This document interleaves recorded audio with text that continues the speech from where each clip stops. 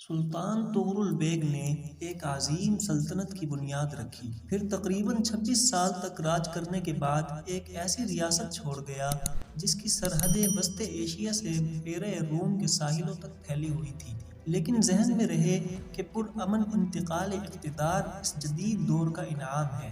اب حکومت بدل جاتی ہے تو بغیر کسی ہنگامے کے اقتدار نئے حکمران کو منتقل ہو جاتا ہے۔ ماضی کے انسانوں کو یہ سہولت میسر نہیں تھی۔ بادشاہ مر جاتا تو بہت کم ایسا ہوتا تھا کہ اگلا حکمران امن و سکون کے ساتھ تخت پر بیٹھتا۔ تاج و تخت کے کئی دعوے دار پیدا ہو جاتے اور پھر جس کی لاٹھی اس کی بھینس، یعنی جو خود کو میدان جنگ میں ثابت کرتا اقتدار کا مالک بن جاتا اور پھر اپنے اقتدار کو مضبوط کرنے کے لیے کسی بھی انتہائی قدم سے دریغ نہ کرتا۔ حق بحقدار رسید۔ سلطان طغرل کے بعد سلجوق سلطنت میں بھی کچھ ایسا ہی ہوا۔ طغرل نے اپنے ایک وزیر کے کہنے پر کم عمر بھتیجے سلیمان کو جانشین بنا دیا جو الپرسلان کا سوتیلا بھائی تھا۔ وہ الپرسلان جو کہیں زیادہ حقدار تھا، پھر وہی ہوا جس کی وجہ سے ملوکیت بدنام ہے۔ تخت کے کئی دعوے دار میدان میں اترے کہ جس میں دم خم ہے آگے بڑھ کر تاج و تخت حاصل کر لے۔ الپرسلان کو بھی یہی راستہ اختیار کرنا پڑا اور بالآخر اس نے ثابت کیا کہ عظیم سلجوق ریاست کی حکمرانی اسی کے شایان شان ہے، یہاں تک کہ 1064 عیسوی میں بغداد میں عباسی خلیفہ نے بھی الپرسلان کا اقتدار تسلیم کیا اور یوں خطبہ جمعہ میں خلیفہ کے ساتھ ساتھ الپرسلان کا نام بھی پڑھا جانے لگا۔ حاصل کلام، سلطان طغرل کی موت کے بعد طغرل بیگ کے پاس تخت پر بیٹھنے کے لیے کوئی بیٹا نہیں تھا۔ وزیر احمد الملک طغرل بیگ کی موت کے وقت طالمش کے فساد کو دبانے میں مصروف تھا۔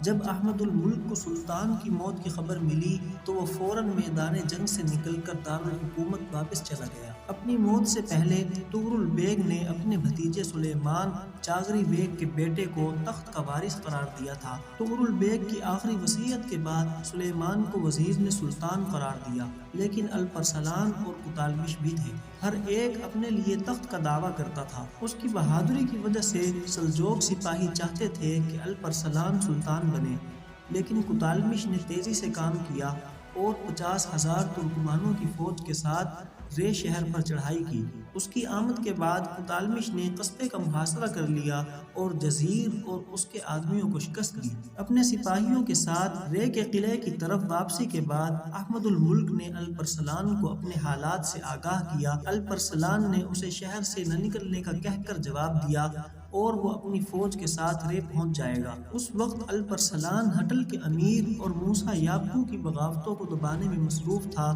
جو طغرل کی موت کے بعد شروع ہوئی تھی۔ اس نے اپنے ایک کمانڈر اردیم کی قیادت میں ایک فوج طالمش سے لڑنے کے لیے بھیجی اور حالات کو سنبھالنے کی کوشش کی۔ دری اسنا امیر کی قیادت میں بغاوت کو تھوڑے ہی عرصے میں ختم کرنے کے بعد اس نے اپنی توجہ اپنے بڑے چچا موسیٰ یابگو کی طرف کر دی۔ جیسا کہ اردم کی کمان میں الپرسلان کے سپاہی رے کے قریب طالمش کی افواج سے ملے، طالمش نے اردم کو شکست دی۔ اسی وقت الپرسلان نے اپنے عظیم چچا موسیٰ یابگو کو شکست دے کر یرغمال بنا لیا۔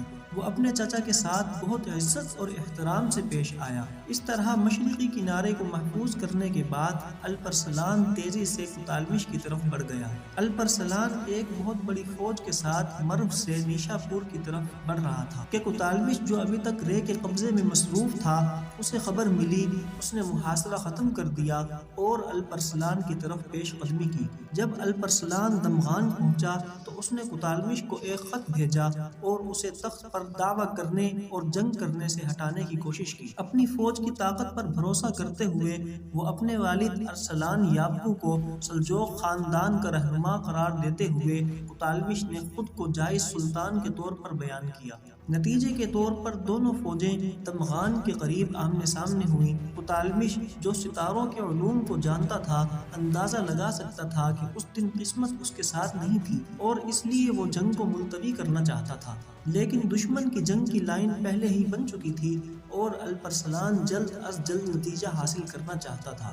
جنگ کا نتیجہ طالمش کی شکست کی صورت میں نکلا اور اس کی 50,000 ترکمانوں کی فوج طالمش کے بیٹے سلیمان شاہ اور رسول تیگین کو قیدی بنا لیا گیا۔ کوتالمش میدان جنگ سے بھاگنے میں کامیاب ہو گیا، لیکن اس کی پسپائی کے دوران اس کے سپاہی منتشر ہو گئے اور کوتالمش کو خود ہی چھوڑ دیا۔ اسی دوران اپنے گھوڑے سے گرنے کی وجہ سے کوتالمش بھی زخمی ہو گیا تھا اور خون بہہ رہا تھا۔ وہ ایک ہول میں چھپ گیا جہاں بعد میں وہ مردہ پایا گیا۔ جب اس کی لاش کو الپرسلان کے پاس لایا گیا تو وہ بہت غمزدہ ہوا، رویا اور ماتم کیا۔ اس نے حکم دیا کہ کوتالمش کو اس کے والد طغرل بیگ کے پاس دفن کیا جائے۔ الپرسلان کے تخت اور حریفوں کے تمام دکھاوے سے چھٹکارا پانے کے بعد وہ رے کے پاس آیا اور طغرل بیگ کے محل میں سلجوق کے تخت پر چڑھ گیا۔ اس نے سلجوقی امیروں اور بھیک مانگنے کو مدعو کیا، زبردست ضیافت دی اور کفتان سونپے۔ اس کی تخت نشینی کی تقریب کے بعد ان کے نام پر جمعہ کے خطبات کا اعلان کیا گیا۔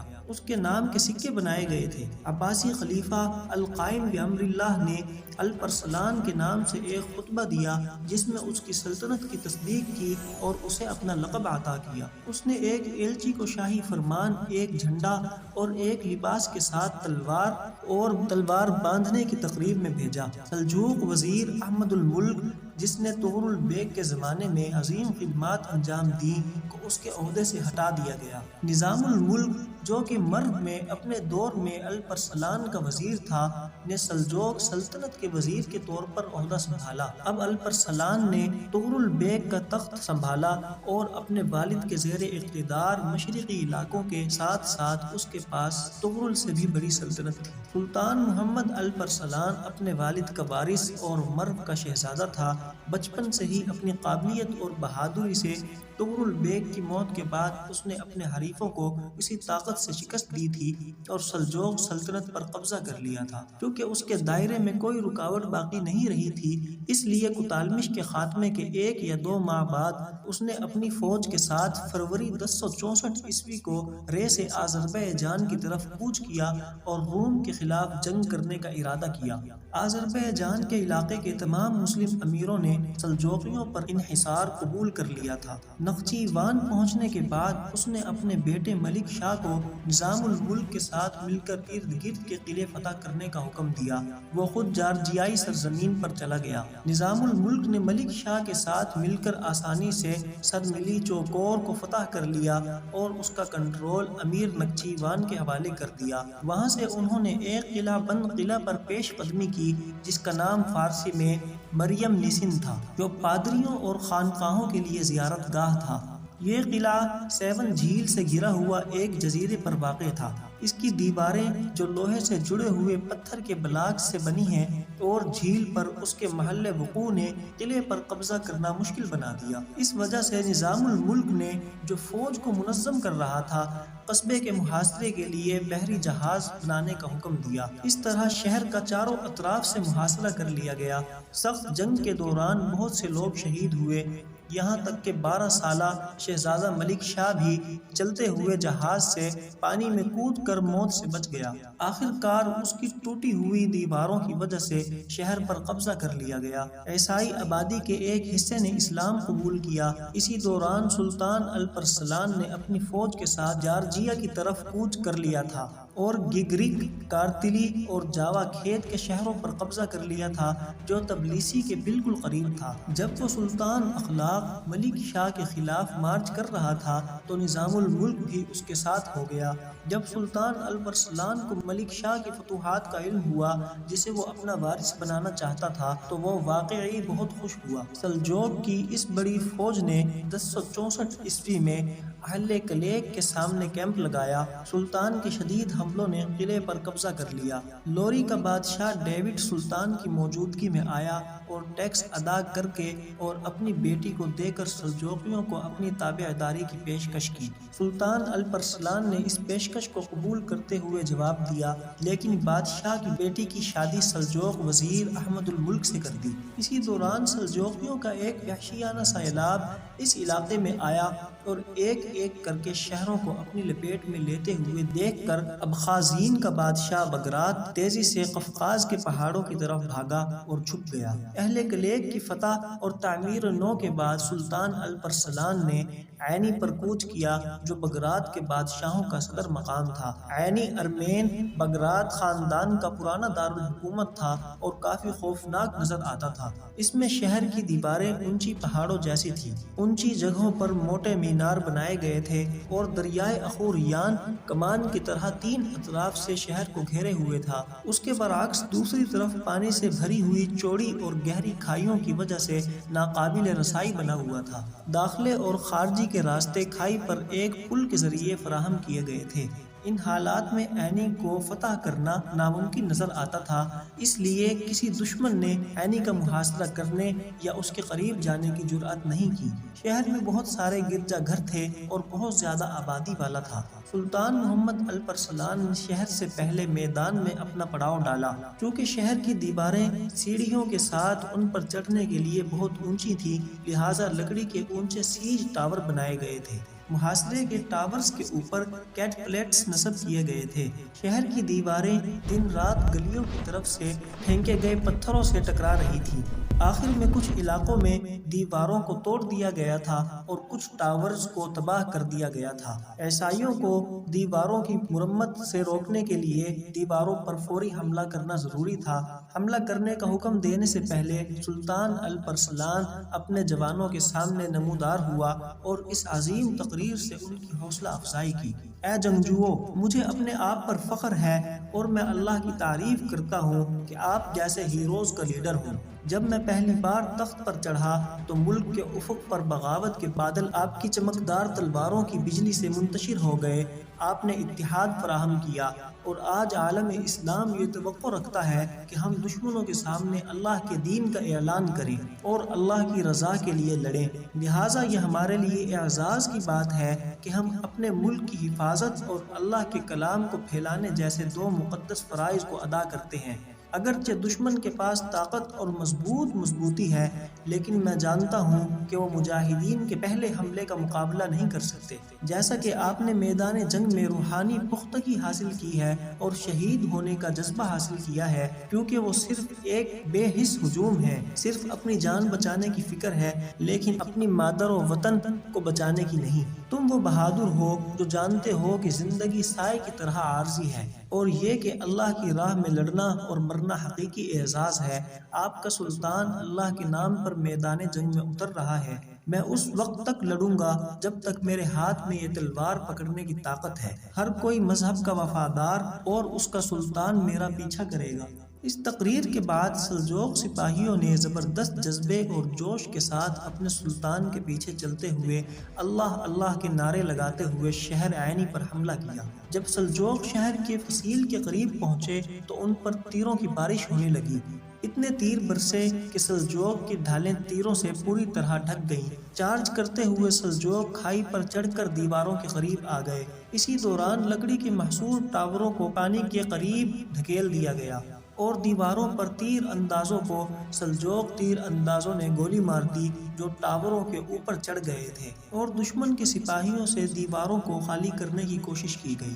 اس طرح عیسائی نہ تو ان شگافوں کو ٹھیک کر سکے اور نہ ہی تیروں کے اولے چلا سکے، تو انہوں نے محسوس کیا کہ انجام قریب ہے۔ اسی دوران گورنر اور آنی کے کمانڈرز اندرونی قلعے کی طرف پیچھے ہٹ گئے۔ خوف زدہ حکام اور امراء کو اندرونی قلعے کی طرف واپس جاتے دیکھ کر عینی کے باشندوں کے حوصلے پست ہو گئے۔ انہوں نے مزاحمت ترک کر دی اور گھبراہٹ میں بھاگنے لگے۔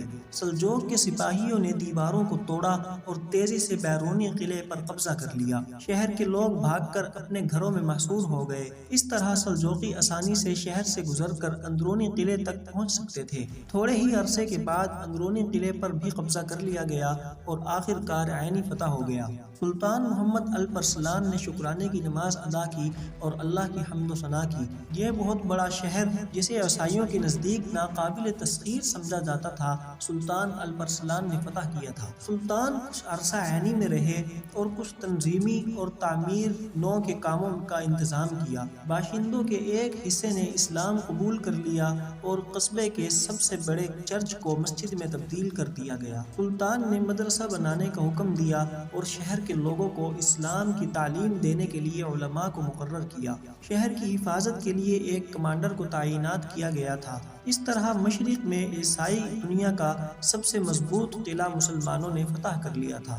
جب یہ خبر مشرقی روم سلطنت تک پہنچی تو عیسائی گھبرا گئے۔